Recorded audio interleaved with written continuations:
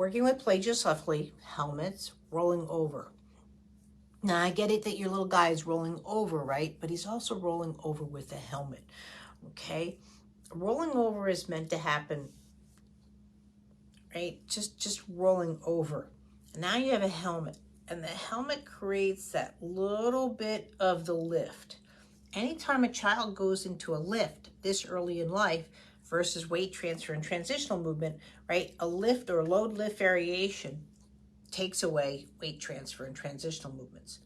So, and the other thing that's happening is his vision is separating from the pubic bone. So let me just show you. So right now, when he's trying to move and roll over, first of all, and again, I'm not trying to say don't use the helmet. The helmet's there, right? The reason we have the helmet is because his plagiocephaly is letting him go very long up top and create a difference in his counterweight.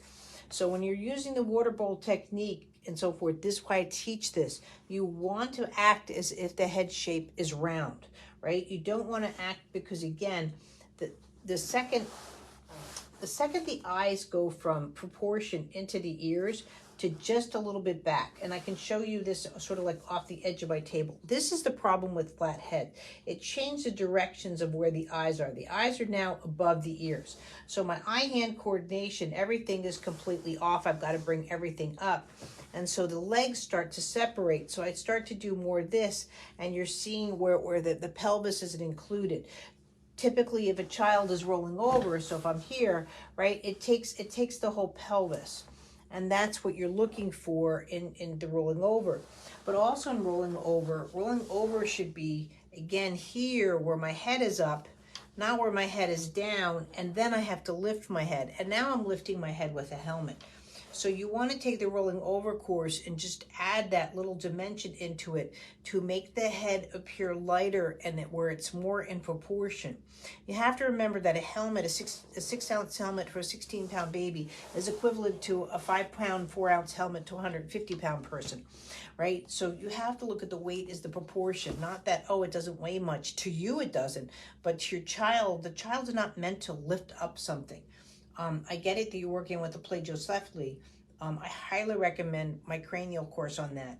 And I'm going to just do a live on that to explain it.